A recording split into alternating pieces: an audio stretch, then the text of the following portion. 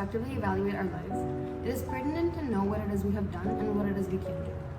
Pakistan, at the beginning of 2023, found itself at the brink of default. The dire combination of high inflation and climate breakdown devastated its economy. The gravity of the situation is gratified by the fact that it is the fifth largest population globally. As we divest into the intricate weave of Pakistan's economy and developmental fabric, we find ourselves at the crossroads of reflection, reflecting on what we've learned and the ways we've grown and changed, where the past encounters the present, urging us to revisit some things we might not have addressed within ourselves, revisit our failed strategies, ground we haven't covered, and lastly, renewal of our focus to what we want to be aligned with in our current state of being, renew our commitment to progress. Over the year, Pakistan has been confronted with challenges unprecedented that have developed due to poor demand-driven policies of the previous government, drastic climate disasters, and political uncertainty. Further, the Russia-Ukraine war has greatly exacerbated the global landscape as the global economic growth cascades from an already low 3.5 to a 3.0 this fiscal year. Pakistan's Economic Survey delves into the economic recap and charges it with grievances of the country and its management, writing of the poor economic management of previous governments, which led the country to a near default, at the same time that the coalition government was coming in. Inconsistent policies, unsustainable fiscal deficit, exponential rise in public debt, economic uncertainties, and mounting circular debt have been the main ingredients of the previous government's tenure. Further, the report writes of the last fiscal year of the previous government facing a deficit of 7.9%. In the words of the World Bank, its strong post-pandemic recovery has come to a halt. The fiscal year of 2022-2023, with the large accumulated economic imbalances that have resulted from the delayed withdrawal or accommodative policy and a series of internal and external economic shocks. Pressures on domestic prices, external and fiscal balances, the exchange rate and foreign rates, reserves mounting amid surging world commodity prices and global money tightening. In the spirit of reflection, Pakistan must come face to face with the decisions that have led to its recent economic setbacks. To delve into the semantics of the decisions that have been made, through revisiting and scrutinizing past agreements and projects that it has partaken in, holistically evaluating where the pitfalls lie, and renewing intentions towards what will bring, or could possibly bring, economic validity. A commitment to truth and transparency. Solitude. It is in solitude we find deep introspections over decisions we've made, plans we have created, and actions that we have taken. When evaluating introspection over Pakistan and its economic volatility, it can be easily quantified with debt and borrowing, our linkages to external institutions that keep reaching their hand in to bail us out, as they say. Joseph Stiglitz, in The Burden of Debt, elucidates many of the issues that lie within debt and borrowing, particularly pertaining to the International Monetary Fund. To begin with, excessive borrowing and the buildup of debt leads to countries burdened with the sacrifice of their education, economic growth, and the well-being of their citizens. There used to be the risk of brute invasion by countries when debt repayments weren't met, but as we've come a long way from that, we're in deep waters economically when debt repayments don't end up being made. Debt contracts are skewed to favor everyone but developing countries, when the borrowing countries are the ones that are placed with the larger ratio of risk. As the money that is to be returned, interest rates adjust to market circumstances, which place burden of risks of interest rates and exchange rates on developing countries.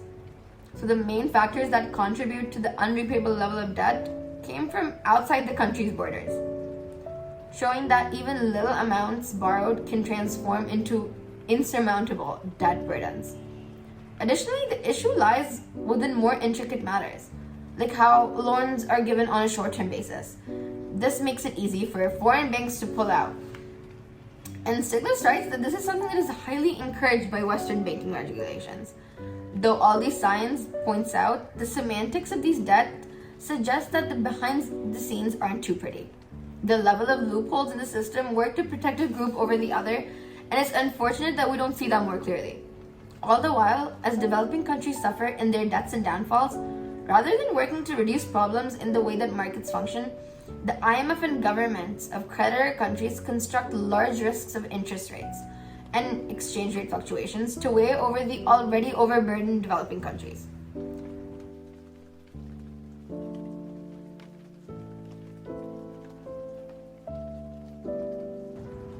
observation. As we delve into ourselves and critique who it is and what we are, the truest reflections we find are in the quiet. It is when we take a step back and observe.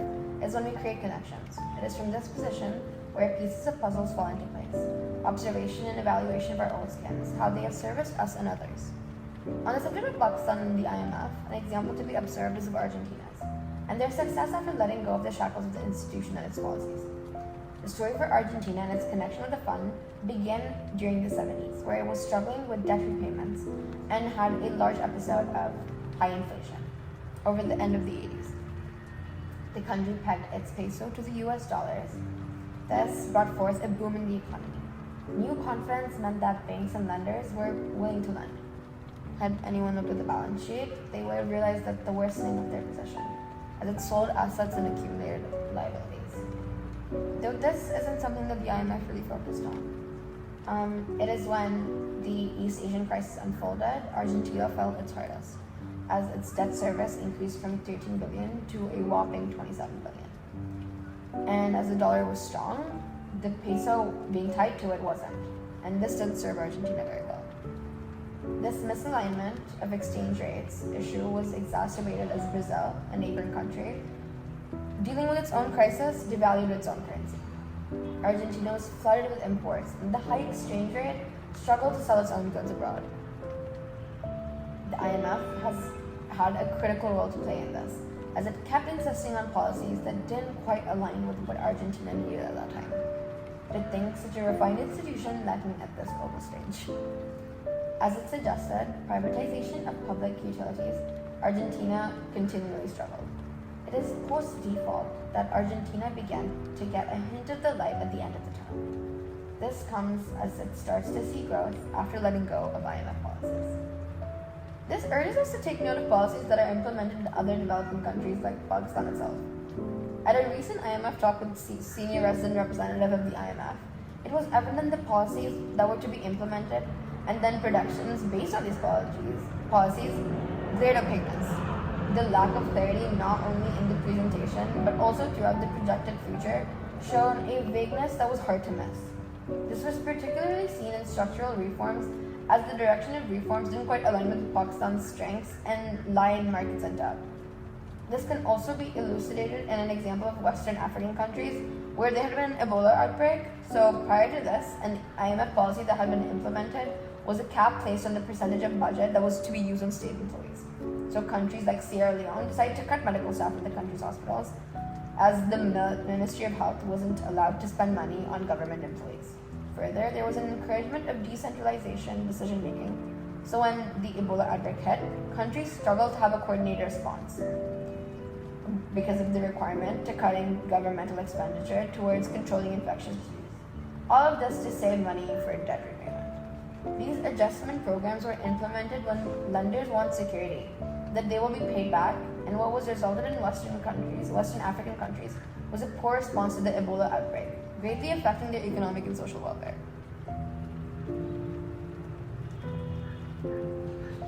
Truth.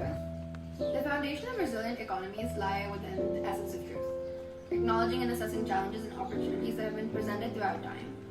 Status quo in Pakistan on growth and development all tied to one aspect: blame. Blame on the self, blame on the government, and often corruption.